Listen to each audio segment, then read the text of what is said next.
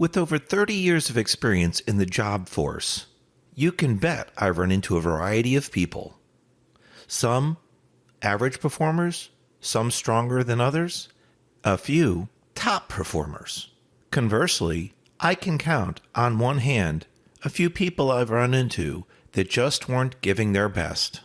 Unfortunately, they may be the weakest link in their organization. Let's talk about that today in today's podcast episode number 82. Are you the weakest link? Join me.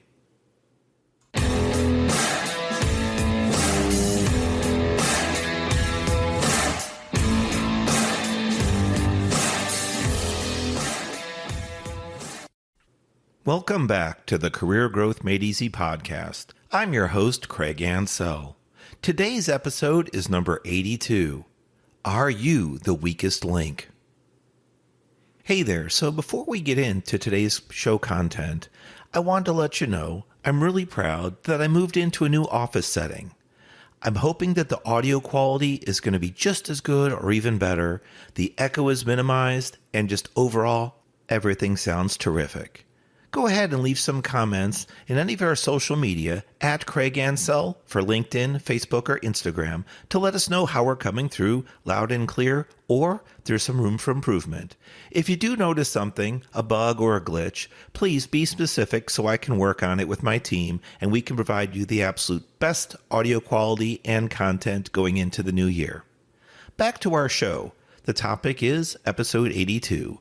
Are you the weakest link? So what brought this up for today's show content? I ran into someone the other day that I had an interaction with that, let's just say, was less than stellar. I was disappointed in the way that they responded to the situation that I had.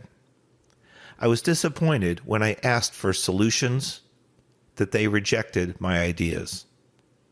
And I was disappointed that they weren't willing to escalate or reach out to their management to get support.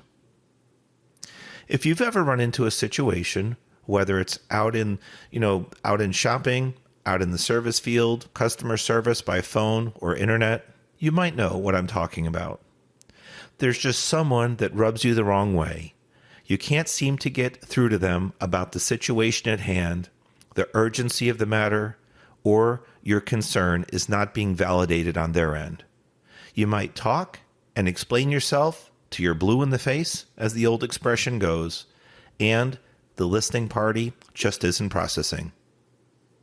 They just repeat back the same old response and appear not to process and understand the true situation at hand. Over my 30 plus years working in various industries, I've run into a handful of people that just weren't giving it their all. So far, I'd say they might even be the weakest link in their group or organization. Now, we can talk a little bit about what creates a weak link and ask ourselves, as we come to the end of the year, where do we stand on the link index? Are we weak? Are we strong? Or are we exceptionally strong? Many of us might like to think that we are the best of the best of the best, sir. That's a movie line, I think, from Men in Black and Will Smith. But really, it takes quite a bit of effort, quite a bit of focus, quite a bit of training, and even a personality shift, if you will, to be the best. As I mentioned in episode 81, titled, You Can't Always Be On, you can't always give your best. You may think that you are, but you'll eventually weaken. You'll eventually suffer some form of burnout. Some forms of burnout can be worse than others, and if they're ongoing because the level of effort you give is continuous, you exceed the average of work hours on a normal week or a normal month, and you continue to repeat that process, you can damage yourself mentally and physically. But that's not what today's show is about always being on. Rather, it's about the opposite. Are you the weakest link? Now, the weakest link could be because you have the least training in your group or organization. You have the least or lowest amount of education compared to your peers.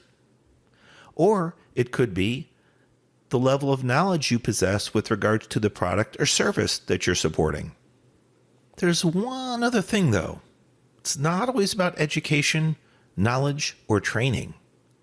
It can be about your emotional intelligence, your social communication skills.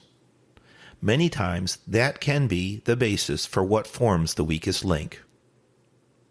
If you've ever received a performance review in writing or verbally that just really caught you off guard, and it talked about your lack of ability to communicate with others, the fact that you don't listen when others are speaking, or you don't process what others are saying well, you don't come up with good solutions for problems, you don't seem to understand the situations at hand before you speak or before you act.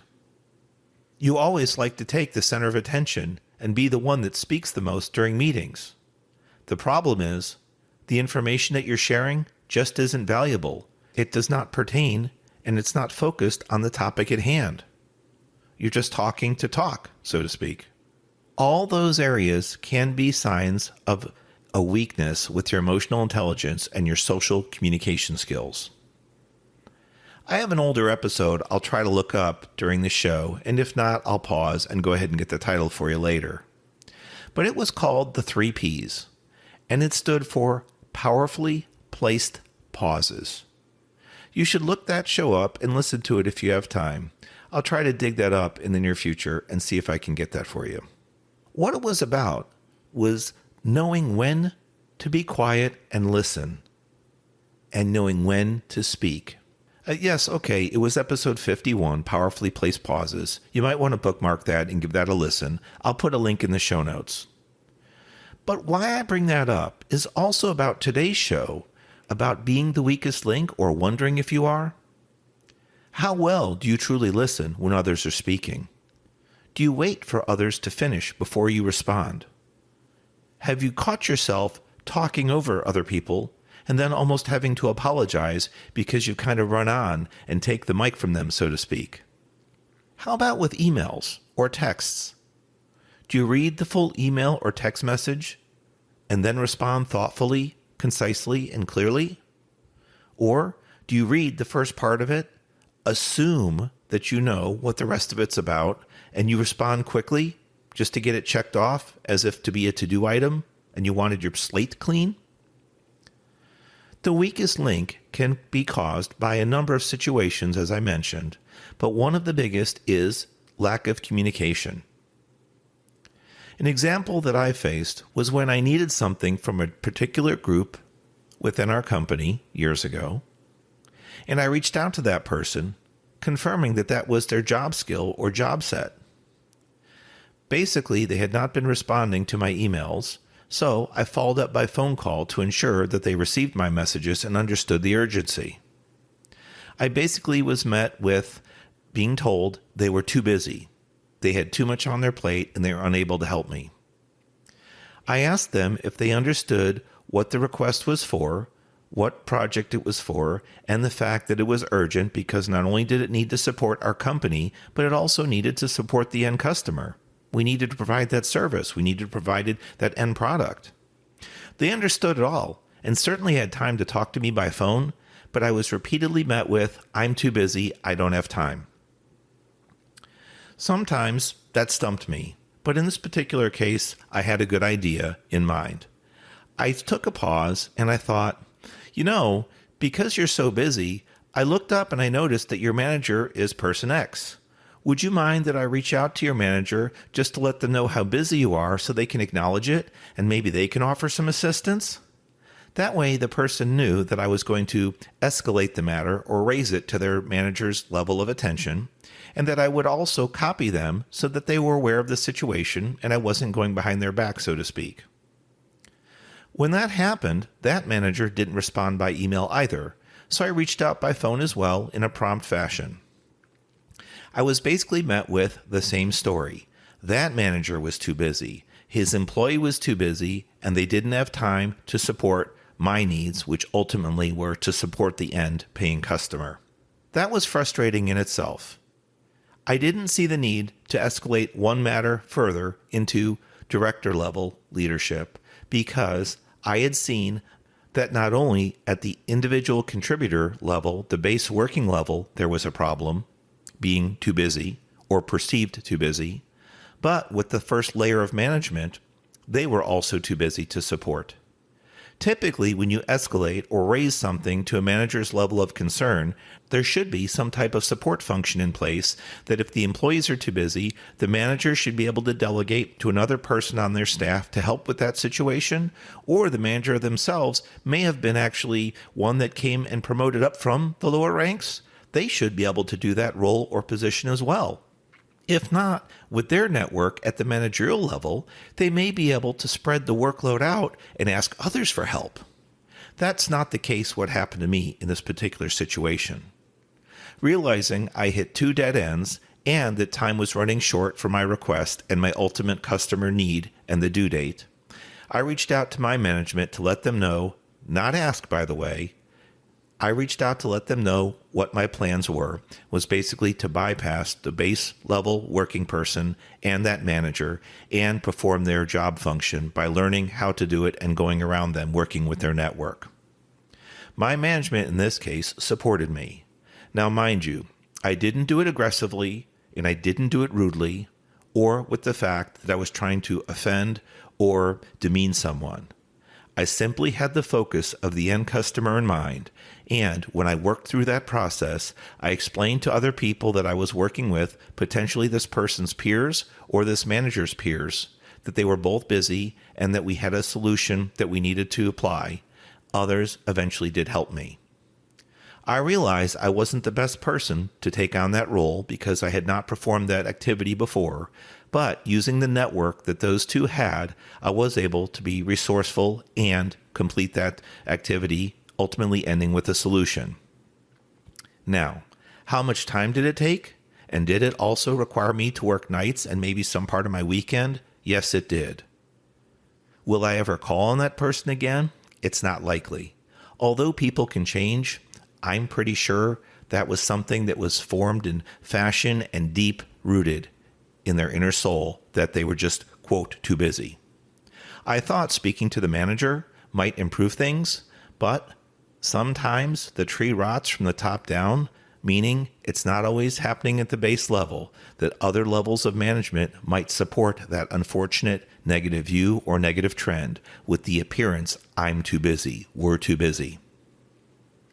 Notice in this example, not once was I provided with a solution or an alternate idea from either the individual working level contributor or the manager. That's something that can be a sign of weakness, especially if you're someone in leadership. They didn't offer to escalate to their management or director level people. They simply wanted to shut my request down because they were, again, too busy. This really wasn't meant to be a complaining session on my situation that occurred, but simply to tell you it can be about the way you're treated. Sometimes the chain of command is only as strong as the weakest team member.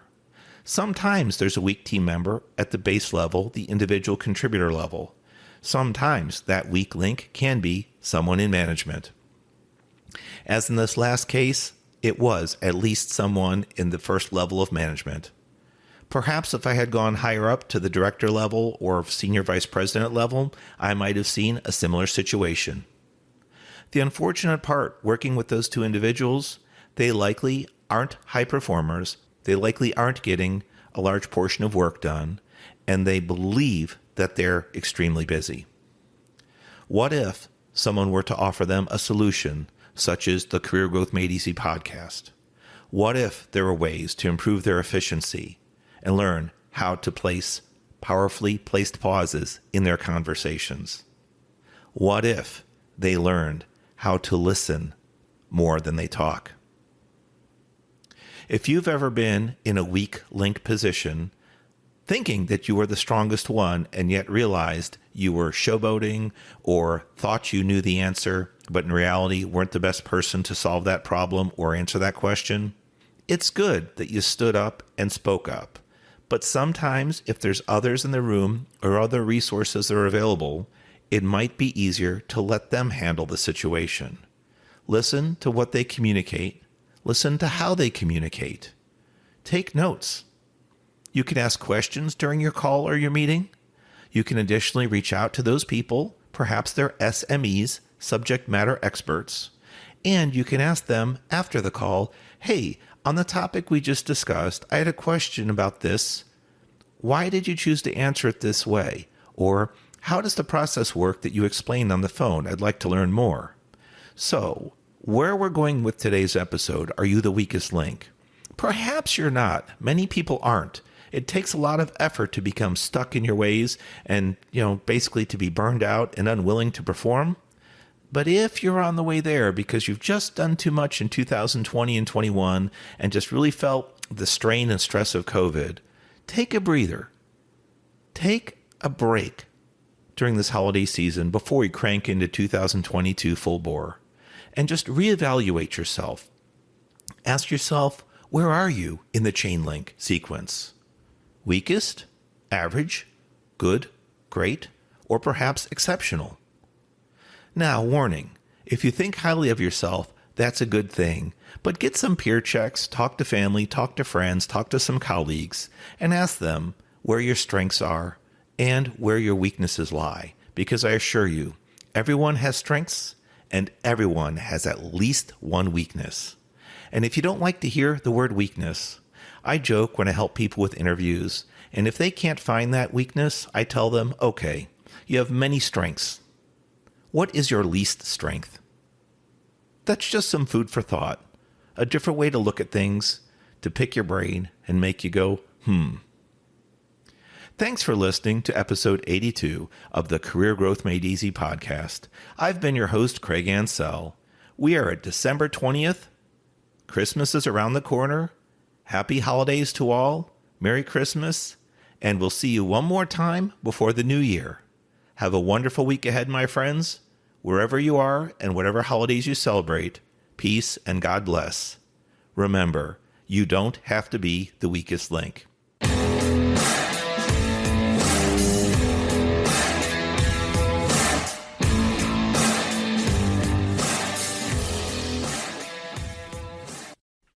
Thanks for watching. If you've enjoyed this episode, be sure to subscribe to our channel. New episodes every Monday. In the meantime, why don't you follow us on social media at Craig Ansell on Facebook, LinkedIn, and Instagram. To book a coaching appointment, download our free guides, or join our email list, check out the links in the description below.